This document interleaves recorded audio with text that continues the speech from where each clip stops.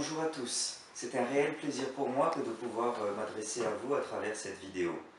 Je m'appelle Fall Ravoine et je suis actuellement en train de poursuivre des études de théologie ici en Californie aux États-Unis et même malgré la distance, c'est un plaisir de pouvoir, par ce moyen électronique, être avec vous. Le sujet qu'il m'a été demandé de traiter est le sujet de la tempérance. Mais qu'est-ce que la tempérance exactement? La tempérance a été définie comme étant la vertu de la modération et de la maîtrise de soi face aux appétits. Quelqu'un d'autre définit la tempérance comme celle qui modère l'attrait des plaisirs, assure la maîtrise de la volonté sur les instincts et maintient les désirs dans les limites de l'honnêteté. En gros, une personne qui est tempérante, qui a la tempérance, c'est quelqu'un qui arrive à se maîtriser, qui arrive à ne pas se laisser entraîner, à poursuivre les passions de son cœur. Pourtant, nous savons que nos envies nous dominent parfois, que même si nous avons envie de bien faire, même si nous avons envie de résister à certaines de nos impulsions, nous n'y arrivons pas. Nous savons que parfois, dans certaines situations, c'est trop dur d'arriver à résister à ces plaisirs et nous nous laissons abandonner au plaisir de la chair. Alors, qu'est-ce que la vraie tempérance? Comment pouvons-nous vraiment l'acquérir? Il y a un passage dans la Bible qui s'adresse particulièrement à adresser ce point. Et ce passage se situe dans Tite. Tite chapitre 3, versets 3 à 7. Je vais vous lire ce passage, vous pouvez le suivre avec moi si vous avez une Bible avec vous. Tite chapitre 3, versets 3 à 7. Nous aussi, en effet, nous étions autrefois stupides, rebelles, égarés, esclaves de toutes sortes de passions et de plaisirs.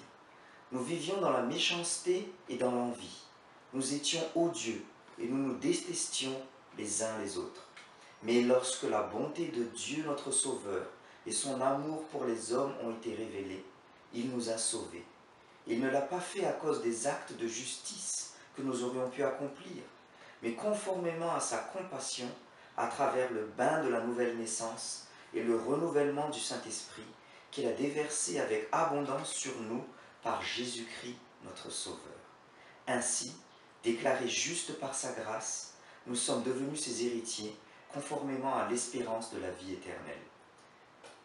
Nous pouvons lire dans ce passage que le pouvoir de changement radical de vie et de maîtrise de nos passions charnelles, de la tempérance donc, sont contenus dans l'Évangile. Paul dresse ici au verset 3, pour les croyants de l'Église sur l'île de Crète, un portrait de ce qui caractérise sa vie et la leur avant. Mais avant quoi, allez-vous me dire? Le verset 4, verset 6 nous dit que c'est avant que Dieu n'intervienne. Et Dieu devait intervenir et envoyer Jésus-Christ pour être crucifié sur la croix pour nos péchés.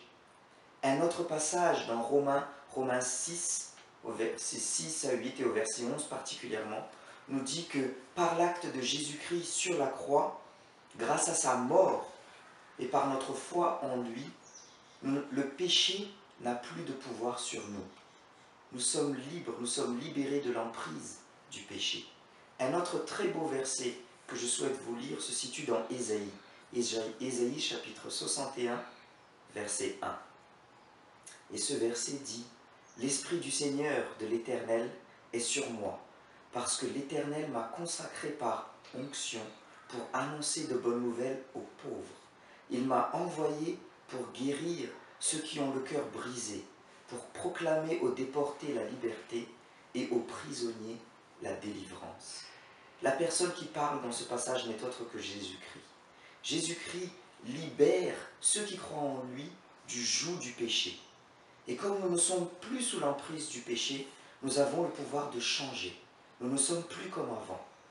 Nous avons en l'Évangile le pouvoir d'acquérir la tempérance. Le verset 5 dans notre passage, dans Tite, chapitre 3, il dit que quand on accepte Jésus-Christ comme Seigneur et Sauveur de notre vie, il nous donne le Saint-Esprit. Un autre passage de la Bible, Galates, chapitre 5, versets 22 et 23, nous dit que les fruits de la présence de l'Esprit en nous sont nombreux, ils en sont 9, et je vous mentionne juste le premier et le neuvième. Le premier de ces fruits est l'amour, et le neuvième n'est autre que la maîtrise de soi. Il se passe donc quelque chose de radical au moment du salut. Une transformation intérieure de nos affections et de nos désirs. Nous nous rendons compte que par la grâce de Dieu et de son pardon en Jésus-Christ, Dieu a manifesté son amour pour nous et a manifesté sa volonté de nous donner le meilleur. Et il maintenant désire que nous vivions une vie qui soit en accordance avec cette grâce. Une autre chose se passe à travers l'Évangile. Dieu nous rachète par le prix du sang de son Fils Jésus-Christ. Comme Dieu nous a rachetés, nous ne nous appartenons plus.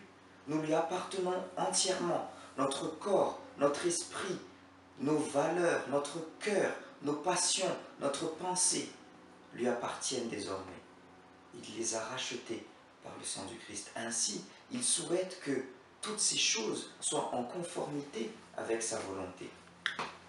De plus, nous sommes maintenant également plus seulement de simples êtres charnels, nous sommes désormais des disciples de Jésus-Christ. Et une chose très importante se passe. Jésus maintenant nous habite à travers l'Esprit Saint et il change notre volonté et il met en nous des affections supérieures. Et ces affections supérieures chassent les plaisirs inférieurs. Jésus-Christ, sa beauté, son amour, sa compassion infinie occupent notre esprit et chassent de notre esprit, de nos occupations, de nos préoccupations, les plaisirs charnels. Nous avons notre attention qui est tournée vers lui, un être supérieur et un être infiniment beau, et nous ne pouvons plus nous contenter et nous suffire et nous tourner vers les passions charnelles qui ne peuvent plus nous satisfaire de manière complète. Avec une relation personnelle en Jésus-Christ nous donne la vie éternelle et nous donne aussi ce dont nous avons besoin pour vivre une vie qui n'est plus dictée par l'assouvissement de nos désirs, mais par la volonté d'obéir et de glorifier celui qui a donné sa vie pour nous. Nous avons en lui une vraie joie et une vraie satisfaction, car nous savons que nous ne sommes plus condamnés, mais avons la vie éternelle, une vie éternelle en sa présence. Je vous invite à goûter à cette joie. J'invite ceux d'entre vous qui n'ont pas encore accepté Jésus-Christ comme Seigneur et Maître à le faire.